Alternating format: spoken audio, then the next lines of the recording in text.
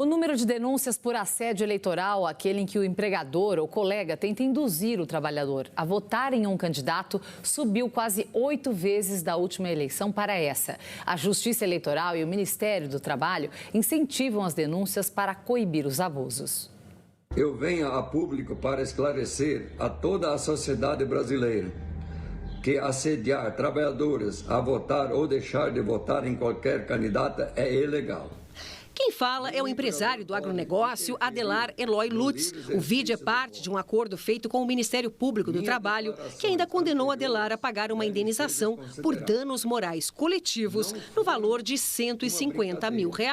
O empresário da cidade de Formosa, do Rio Preto, na Bahia, mandou funcionárias colocarem os celulares no sutiã para filmarem o voto nas urnas. Em Betim, Minas Gerais, 2 frigoríficos denunciados por assédio eleitoral terão 24 horas para se retratarem, garantindo aos funcionários o direito de voto. Este vídeo mostra os empregados vestindo camisetas com slogan e número do candidato Jair Bolsonaro. Eles foram obrigados a ouvir ofensas contra Lula, candidato do PT, e receberam a promessa de ganhar um pernil caso o presidente seja reeleito.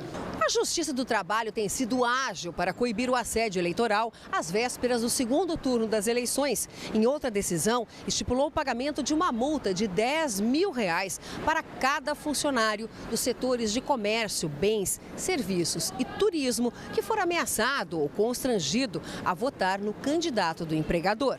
Nós não podemos, em hipótese alguma, induzir para que a pessoa faça isso, e principalmente certas induções que geram desconforto, porque a pessoa hoje, o patrimônio mais importante do trabalhador é o emprego. Em nota, a Confederação Nacional do Comércio de Bens, Serviços e Turismo reitera a posição de repúdio a toda e qualquer prática, por quem quer que seja, de assédio eleitoral. E se defende afirmando que não pode ser responsabilizada por eventuais atitudes isoladas, praticadas por empresários, e que irá recorrer da decisão.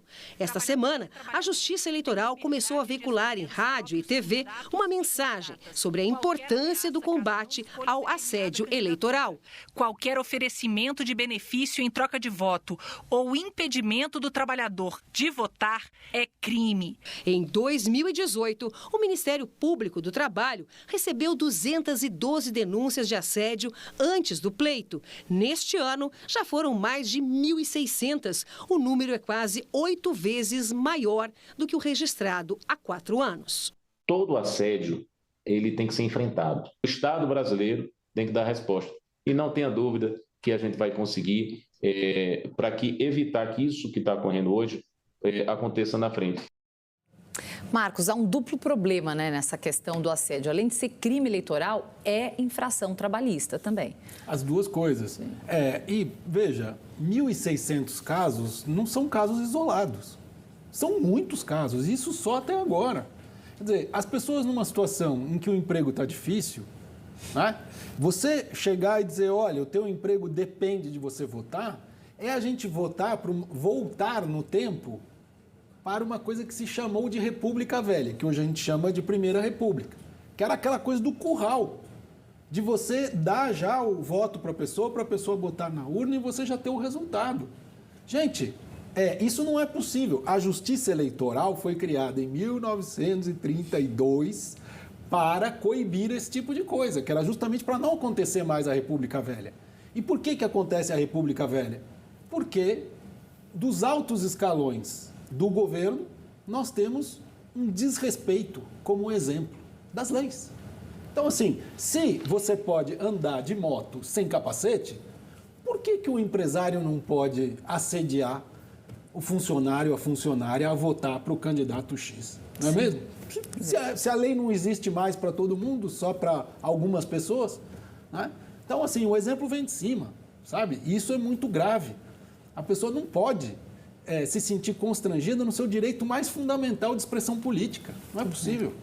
Por que aumentou tanto, Pondé, se a gente comparar com as últimas eleições? Eu acho que primeiro pode ter aumentado denúncias. Há uma, digamos assim, uma inflamação nas pessoas para ficar, inclusive, perceber e denunciar. Ao mesmo tempo, talvez exista também, com certeza, um aumento de no caso, pessoas envolvidas, empresários e tal, preocupados em que o Bolsonaro ganhe, que não são todos, mas aqueles preocupados com o Bolsonaro ganhe, que aproveitam do fato do empregado estar numa posição de medo de perder o emprego. Então, de certa forma, pode estar ligado também ao fato de que o país está dividido no meio, está absolutamente polarizado, e você tem um grupo que funciona um pouco ao arrepio da lei mesmo e das instituições, né? Que é o grupo bolsonarista. Então, uma prática que sempre foi das mais típicas de corrupção na democracia. Essa é uma das práticas mais comuns de corrupção. É você criar o que se chamava no Nordeste de voto de cabresto. Né? Você dava um prato de comida e o sujeito votava no candidato do coronel. Agora, essa polarização radical, que eu acho que a eleição de 22, essa eleição desse ano não vai acabar, porque essa polarização vai acabar, mas não vai acabar. Essa polarização ela radicalizou de tal modo que, mesmo em ambientes onde não há assédio no sentido criminal, de hierarquia de poder e tal, e ameaça, você vive hoje uma situação no Brasil que muitas pessoas, dependendo do ambiente onde ela está, ela sofre pressão de colegas para que vote no candidato que os colegas querem que ela vote. Isso, se você está num ambiente que for, por exemplo, um ambiente mais bolsonarista, isso vai acontecer com você, porque eles vão querer que você fale, declare, deixe claro. Se você estiver num ambiente onde tiver mais presença de eleitores à esquerda, a pressão vai acontecer do mesmo jeito. Isso não é o assédio no sentido criminal e trabalhista, né?